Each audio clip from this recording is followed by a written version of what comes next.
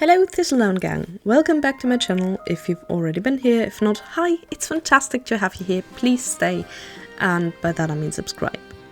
Now, I've been away for longer than I wanted, but I swear there's been good reasons, and the best reason, and also the latest, is that I went to a LARP for the first time in almost 3 years.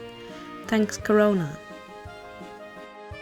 I had to finish Fetch's kit far enough to be playable in a rather short time, which didn't leave enough room for editing, but now I'm back and here we are, and I can show you how immensely cool our camp looked, and I'm super proud of it, and we got a lot of compliments, and it's gonna be even better in the future. This is pre-game, by the way. The beer and the glue bottles of course went away before in-game because we can't have that.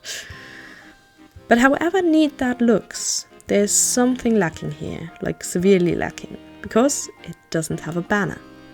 Every good camp needs a banner. I'll go into that more in a minute, but first, here's a little disclaimer. I filmed this project while visiting my family right after the game, because that happened basically 2/3 down the way there anyway, and like 400 kilometers might not be a lot of distance for Americans, but for Europeans that's a lot. And so I decided to go there right afterwards, so I didn't have to do that again. So the lighting and overall filming might be a bit wonky. Just take it as an artistic choice, okay? Cool. Now I already had my design for a banner ready. It's this hand here with the dots along the knuckles. But why, you might ask? And I'll tell you. Because that's something the character has as well. And not only Fetch, but also their associate Gervin. Although he's only got 3, but dots are dots, it's recognizable, it gets repeated in the character design, and it's fairly easy to draw and make too. Oh, and it looks ominous and a bit creepy, so that's a big plus. My materials were skin of white goat leather I had in my craft hoard, and leftovers from Fetch's pants for the background. I first tested if I could sketch out my design directly onto the leather, but it left too much scribbliness after erasing. It's not really visible on camera, but I didn't like it, so I went on a little quest for some paper. I was at my dad's place at the time, and that man doesn't have any sort of gift wrap or even normal paper, at least none that I could find. Aside from sheet music notation stuff, and that stuff is too valuable to use it for this. But I found and cut up a paper bag that was probably left from my last visit there to make my pattern.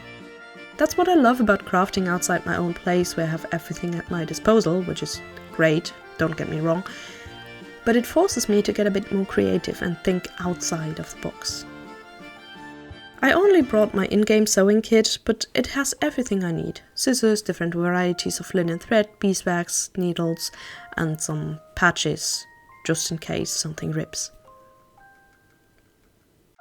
Stylized creepy hands are a fun thing to draw, and I find them pretty easy too. It's all about understanding the very basic anatomy of the thing and then exaggerating it just a tiny little bit. I always try to use as little of my material as possible and to wedge the pattern into the tiniest corners. I also keep far too many leftovers, but that might be the stuff of another video someday. These are the pens I use most for outlining drawings if I don't use actual ink. They're waterproof, and I'm pretty glad I had one in my pencil case to put on these dots. Otherwise I'd probably gone out and gotten an acrylic marker or something, but as I said, I like getting creative with the things I have at hand. Also, I know that that is pretty good quality. But I wanted to talk about the meaning and importance of banners, and pennants, and pop signs, and other things like that. At LARP, and I am, as so often, basically as always, if not stated otherwise, talking about fantasy LARP where you go camping, you usually don't have an address. Maybe you don't want to be found, and then that's great. But if you do want to be found, and if you have play with people or run a business in-game, then you definitely do, then you need a place others can come to if they want something of you, even if it's just a foot bath and a crumpet. Am I talking from experience here? Yes. This is where the banner comes in. I personally am a huge fan of basically what's corporate branding and design for groups, or even individuals at large, because it distinguishes you from other groups and individuals and makes you visible as a group instead of just having you be a bunch of people in random costumes. And it creates a sense of community. A lot more goes into this than just a banner, but that's usually the first and sadly sometimes the only thing a group uses for identification. If you say, "Find me in the camp on the hill, in the westmost quarter, 3rd row, 5th tent on the right," that's bland, too much to remember, and the person will most probably forget and never turn up. This is the point of the project where I remembered that roll hems are a thing and start doing that instead of whipping. I like the result, but not enough to be motivated to seam rip the part I already done differently. If you instead say, "Oh, we're over there, look for the banner with a fishtail hair," that works, and it rhymes, but that's coincidence. Especially if you can point to parts of your outfit where that same motif already comes up, that's great, so the other person has a visual clue already, and those of us who can't see are mostly very visual creatures.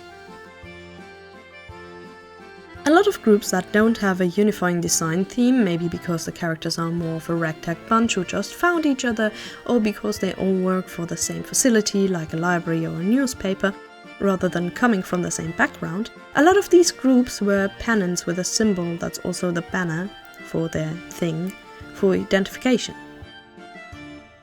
One of my further plans for Fetch is having business cards of sorts, and I can put my address on there. As I mentioned, describing locations often sucks at LARPs, and also changes from game to game, so I'm using a symbol instead that is directly tied to the character via the tattoos, tied to the stall and camp via the banner, and might even feature on some of the kit at some point.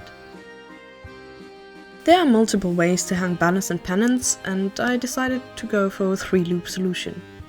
With 2, you'll often have the problem of them sliding towards each other and the fabric then hanging in one big fold with the crest not even visible, especially if it's wet. And with a tunnel, it's a lot less versatile and looks very put together. I ripped the strips for the loops rather than cutting them because it works for the overall design of the camp and character. If Fetch were any posher, I'd have hemmed them, or maybe actually considered the tunnel and dowel rod option. Banners create recognizability. I didn't quite like the artificial looking greyish tone of the leather, so I kept the tea bag of my morning brew to subtly give it a hint of yellow while also having it age a tiny bit. I probably should have had more tea for another bag, but yeah, it'll do. I mean, it kinda does. Back to the recognition bit, because of course you want recognition, not only for the game you are on right now, but also for other games. If you happen to meet someone you met at game A, at game B, they might not remember your face, but they might remember your banner.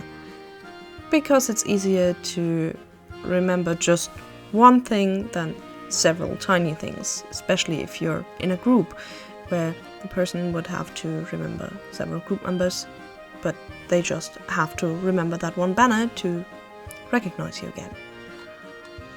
Was that convoluted? Anyway. It was really sunny and warm outside that day, so I hung the hand out to dry, and I kind of regret of not taking a picture from the outside of that weird white claw crawling out of the window and onto the roof. That was weird, I like. And that's why banners are important.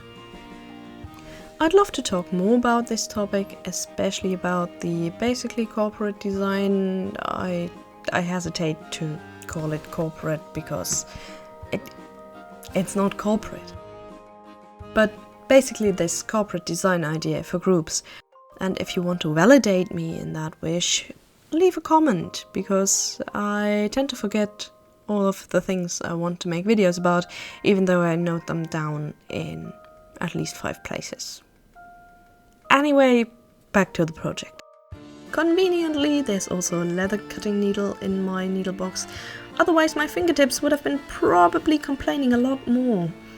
I went on sewing throughout a family outing and finished it up while waiting for my mum to drive me to the train station, which I'd say, hey, good timing. I actually finished a project on the go for once.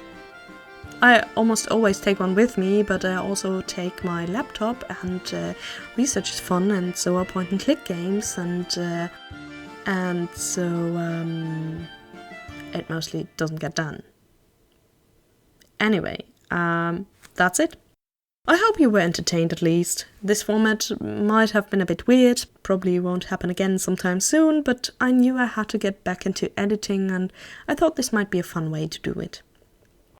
There's so much left to say about group design and heraldry and the progress of building Fetch, and if you have something that you would particularly like to hear about, please leave a comment. Also, thumbs up always help with the algorithm. But for now, this is it, and I wish you all a wonderful time until we meet again. Farewell.